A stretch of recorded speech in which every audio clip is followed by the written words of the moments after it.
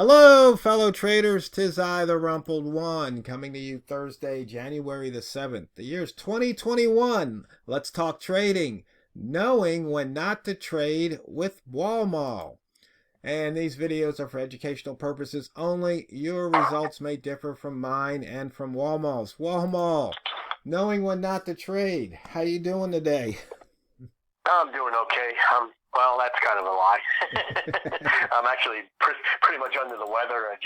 I suffer with migraines, and so I've just been having a migraine probably now for about 13, 14 hours now.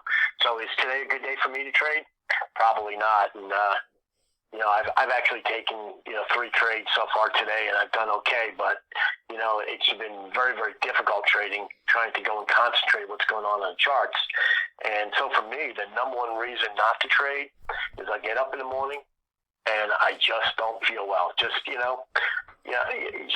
not there. I mean, now I've had days where I've gotten up and then just, you're a little bit off, but not too bad, and they've been very successful days. And I've also had days where I got up and, and just weren't feeling that well, and they haven't been successful days. But, on a day like today, I probably shouldn't trade at all because it's just very, very hard for me to concentrate. So that's the number one reason for me not to trade. It's just not feeling well, not just having it all together, not having a clear head. So in other words, you, sir? You call in sick. You call in sick, You think about it, if you work a 9 to 5, as we like to say, you're working for the man. Think about most companies will give you usually 9 holiday days here in the U.S. anyway. They give you 9 holiday days. They give you, after a certain amount of time, they give you 2 weeks of vacation or 10 days, and then after a certain period longer than that, you get up to like 3 weeks of vacation, and you get usually somewhere, depending. Now the new thing is, the old days you get 5 personal days and 5 sick days, and now they give you 9 or 10 or 14, depending on who you're working for, days that you don't have to go and classify as being sick or classify as being personal time. The thing is, that's time that you're given. You should take it. Well, when we're trading, we're working. Whether we want to admit it or not, we are working. So you need to sometimes you just need to go and take that time off, and you need to go and be able to do that. And I'll put a plug in there for going and taking some holidays. What I mean by holidays is vacation time. You really need to go and do that. You need to go and have days where you just shut down the computer and you don't look at a chart. You don't look at anything. And me personally, I try. Friday afternoon, when I'm done trading Friday afternoon, usually I want to be done trading on Friday by, 10 or 11 o'clock my time, Eastern time.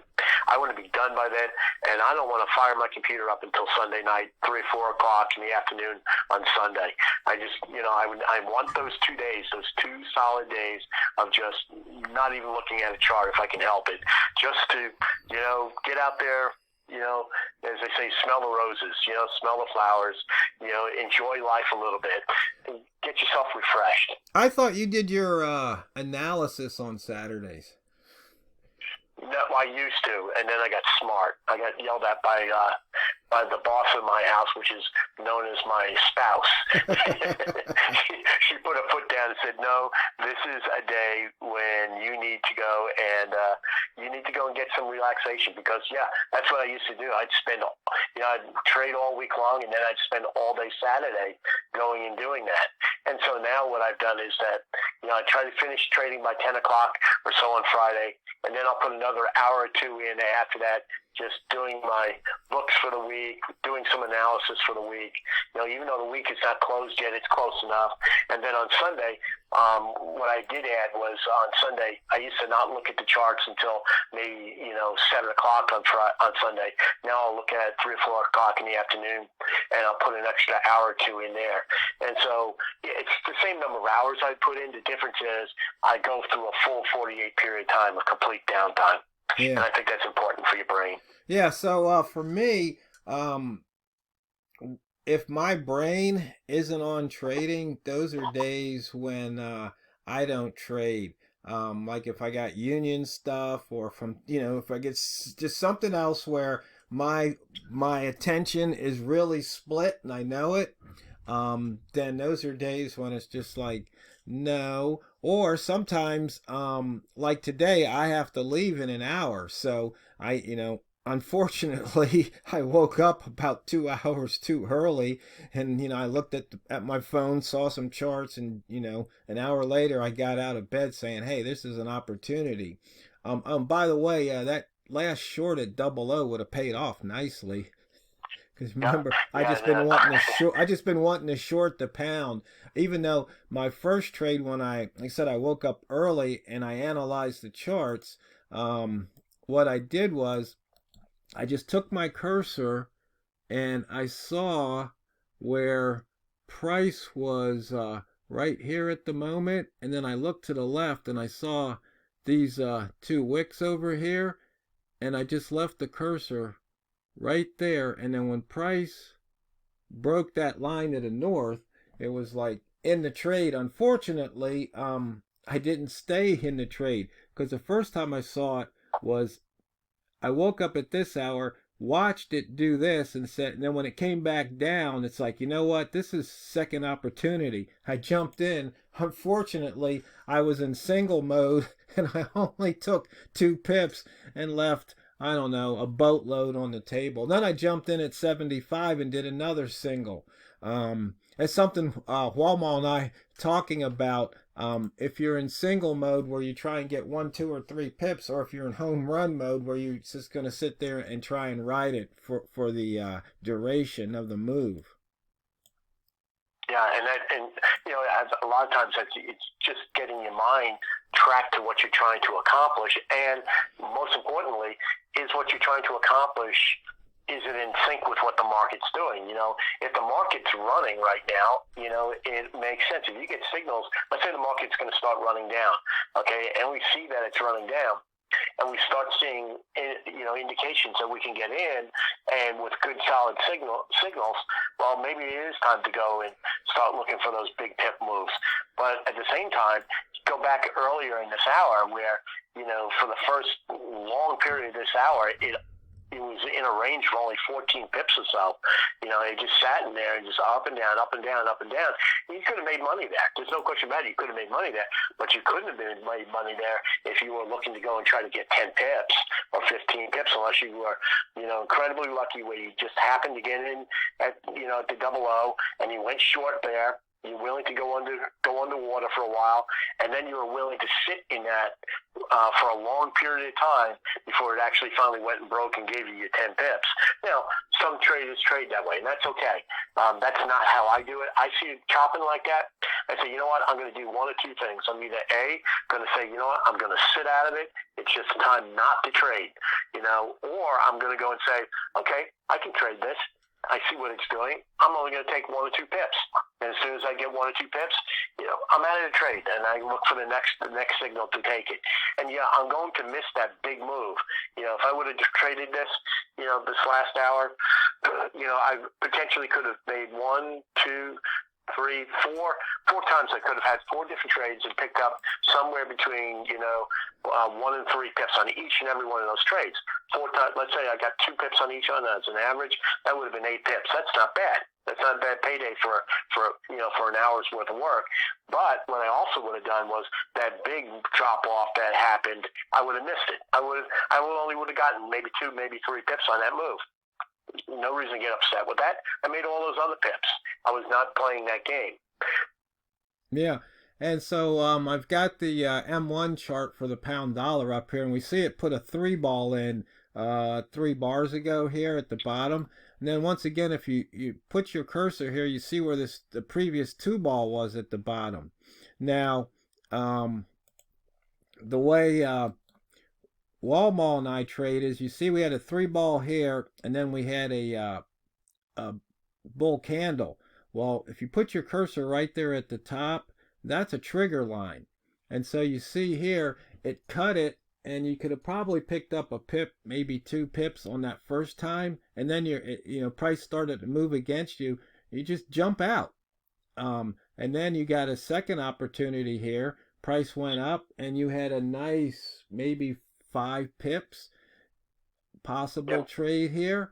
once again, you take it because you see what the market's doing. It just, it went green for a second and then just pushed right back. But if you look left, you can see here it's been rejected once, twice from this level, this 90 right here. So that's why, if you had taken any of these trades and tried to get more and you didn't take at least a break even plus one, well, you'd be looking at a minus right now. And so what's the market doing? It's giving you another opportunity, pushing down here. And so what I'm looking at is just looking at M1 right here. You see these wicks? If price clears up through those wicks, that means those, the buyers have pushed price up there. That's about time to jump in. Now we've got a 3-ball here on a red candle. If this candle closes green, a lot of times I'll just jump in and look for a pip or two. But as you can see, it pushed down, and you really have to wait for it to close. You can use the B clock indicator here. Here's the indicator list. The B clock is right there. And so now we've got a 3-ball. This candle's going to close green, it looks like, even though it's blue on my chart. And let's see what happens. So like I said, chances are I would jump in. So I could be in, let's call it 83. And let's see, does it give me a pip? Now, the one thing about it is I'm going against the candle color, the H1 candle color, because you can see here's the meter showing it. And so now we're at 85. I would have been able to get my pip. We still got 34 seconds left, but my finger would be right on the trigger, and I'd probably be out at that 85 right there. And then it'll probably shoot up to 90, and then I will then, start saying bad words. Look how much I left on the table. That's, Yeah. But that's part of trading. Exactly. If you're only looking to get singles, then look to get singles. If you're looking to get home runs, then change up your style of trading. When you see it go into chop, stay clear of it. Wait for it to clear the chop and take those signals. You got to trade what you see, and you got to trade your trading plan. Yeah. My Walmal method, it's sort of like, it's not really a single game, and it's also not a home run game. It's something in between. But this hour, if you look at the chart, you could have made some substantial money, on that, on the upside, and then on the downside, you could have made just a few pips, if you got out in time. I don't know if you would have gotten out in time or not, but you could have made a little bit of money. You could have made looking at that chart right now, you could have gone and picked up 3 pips on the downside if you got out quickly enough. So you can even on the Walmal method. That's what I'm saying. It's sort of like, it's sort of in between. Now, what my rules say on the Walmal method is if I'm up 3, I set my stop loss to -3. So, I probably would have taken a loss on the downside. I would have taken a loss of 3 pips. That's all I would have lost. But on the upside, I would have gotten a minimum of 10 pips, if not more.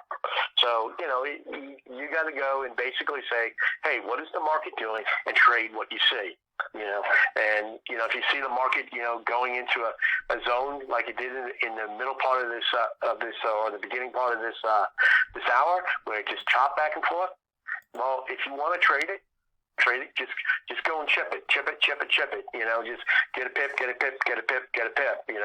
And there have been days where I've been lucky enough or fortunate enough where I've had a range like that where I've picked up 15, 20 pips, and my biggest trade was maybe a pip and a half. So you can do it.